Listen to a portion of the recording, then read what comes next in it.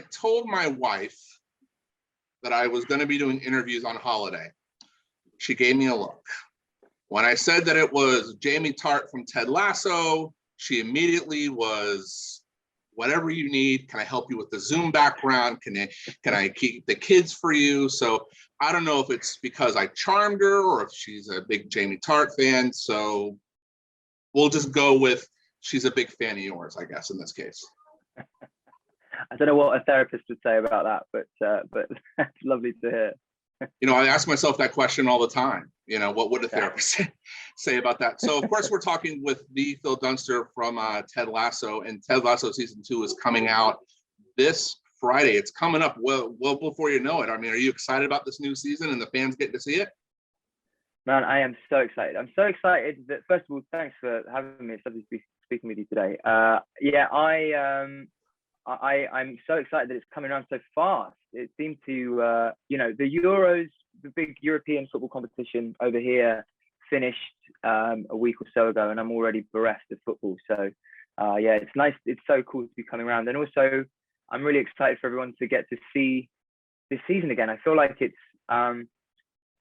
maybe this is jinxing it, but I feel like it's all the things that people love and more. You know, I think they've really hammered on those things that people really responded to. Well, I loved the first season like most anybody with a pulse because it was fantastic. Season 2 is even better in many, many ways. You go deeper, it's funnier, it's witty, it's written well, and it's a continuation of where we left off, which was, of course, the heartbreak of AFC Richmond being relegated at the hands of, was it your right foot or your left foot, according to the story? I think it was probably my right foot. My left foot's not so hot. So. Well, there you go. There you go. So without giving any spoilers away, because we don't want to ruin the experience, and just for transparency purposes, I have seen 6 episodes, and that's as far as Apple security will let me at this point because they're very guarded about the season. Without giving anything away, what can fans expect this season? Well, the boring answer is more of what you loved before. I think that what we see is a progression of this sort of, active emotional communication that we've seen in that really beautiful Midwestern Ted Lasso way. But also we see a real progression of certain characters. We see some amazing performances from people like Tahib Jimmo, who plays Sam Obisanya, Colin Bikini, who plays Isaac McAdoo. We also see Sarah Niles coming on board, who is a therapist in the show. And again, it's, maybe we should get you or your wife there to really discuss what's going on with that Jamie Tartt.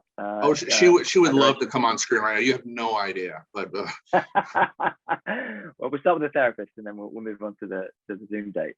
But yeah, I think that it's a progression of that, and it's also reflects the trials and tribulations of a team coming down into the championship, which is the second tier of football. As we saw, they were relegated. For some reason, who even remembers anymore? Yes, no one remembers. Yeah, who cares? It's sort of from top down how that sort of affects players and the team itself. I think you're selling yourself short because I think in season 1 we see a bit of a metamorphosis with your character, going from he's all that to slowly but surely the threads of what he thought he had are starting to slip away. And without getting too much into the next season, we see a lot of we'll say heavy lifting on your acting end in season 2. It's a nice way of putting it. Yeah, I think that, and all credit to the writers, which is a cliche, but really with the show, they are really the magic. That writer's room magic happens in there. And I think that what they've done with Jamie is we've seen that first layer, and we saw it pretty strong in the first series, and he has to work really hard to listen and to chip away at that. And yeah, I feel like we there is again a continuation of that. And a sort of wholeheartedness to try to make that work, but in his very own specific Jamie Tartt, maybe not doing it quite as is the most efficient way. but yeah, I think that we see, I hope that we see a progression with Jamie, and it was, and you know, I think it was so much fun to film for those sorts of moments that you talk about in season 2.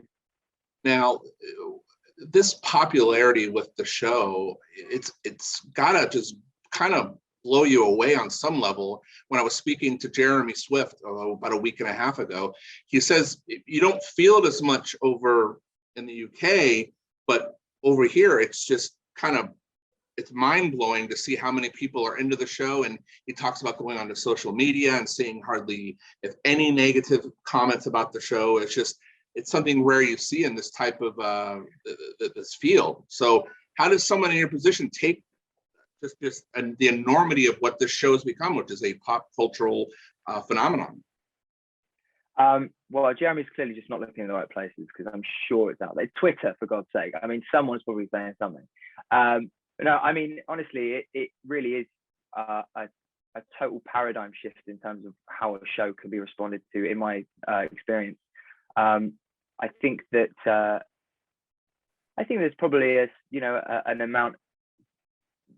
I get so excited about, oh, that's so brilliant that people are saying all this stuff, but probably a healthy time to maybe put the phone down and just be like, great, it seems to have done well. Now focus on the next thing. But it certainly feels unprecedented, anything that I've done before, to be involved with those people. And of course, there's the incredible, there has been an incredible run of award nominations for the show and for the people involved with it. And of course, there was an amazing run at the Emmys, Emmy nominations. That it's incredibly gratifying to be involved with the show, of course, but in a more profound way for me, it's being involved with the people who made the show and those people who have been given a nod. I think it's such a wonderfully warming experience, and I'm so proud of everybody who has been involved with that, because I know how hard they worked and how much they care about this show and how much they want to make it right. And so it's been a real, like, I don't know, it's been a really wonderful thing. Now, when you look at television history, you look at these tremendous ensembles, the Seinfelds, the Cheers, things of that nature. And when you take one character out of the puzzle, it's just not the same. The reason why Ted Lasso works, it's the ensemble. And nominations aside, the reason why you guys broke the record for all those nominations at the Emmys and Hollywood Critic Association, all these associations are giving you guys so much love during this awards push, is because of the ensemble. And you were a big part of that. The show isn't the show without Jamie Tartt. I mean, you have to have someone you kind of direct your fist at, if you will, or your ire, and obviously that too. But and it has, when you see the ensemble at work, putting in those long hours and seeing what it's become. I mean, is it just kind of surreal, because this doesn't happen often? How many TV shows come and go, whether it's here in the States or over on the BBC or ITV or whoever, they don't make it past one run. And look at you guys. I mean, it has to be rewarding. Well, I'm glad you think that, mate. Yeah, it's I think you're right. And the ensemble, largely, I mean, big shout out to Theo Park, the casting director, for getting me a job, firstly. But also I think it's a difficult thing as a casting director, because they've got to understand the spirit and the vibe of a show before the show has been made, and they're kind of a step outside of that a little bit, I think. And I'm probably sort of representing it wrong, but they have to really take a leap of faith as to who is going to fit that. Now, of course, there are people in the production who will have final say, but I think that it was such a long process for them, for her office. And I met with Alyssa Rogers, her assistant at the time, and I went in a few times with it, and I think that they just really seem to hit the mark with that. And that's such a huge part of it, and I'm really pleased that they're getting recognized for that. So yeah, it's I think it is it's hard not speaking cliches when something has been such a wonderful experience. But like, I do think we're a family, and I think that that's come around from, from the top. We're all sort of, we're all included in decision making, and it's, we feel it's good leadership, and I think that is what really brings people together. Well, I saw something, and we'll wrap on this. And I appreciate your time and your team setting this up. That's really kind of them. I know you're in production right now, so you've worked all day, and now you're dealing with my inane questions, which I do appreciate. Is it true that you were brought on to play a different role at first, and then they wrote Jamie for you? Is that story correct, or is it a little off base? Can you please set the record straight?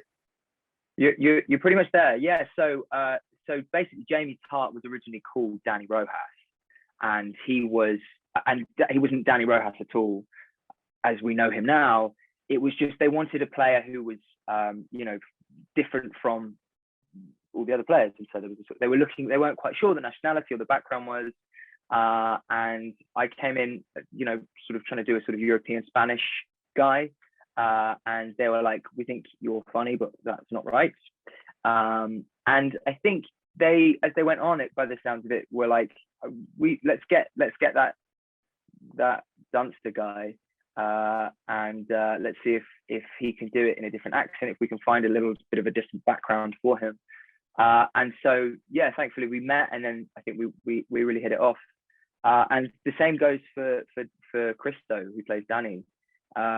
They met him, and they were like, they basically just made a character. They made the path for Dani Rojas because they met him, and they were like, and he's genuinely like that.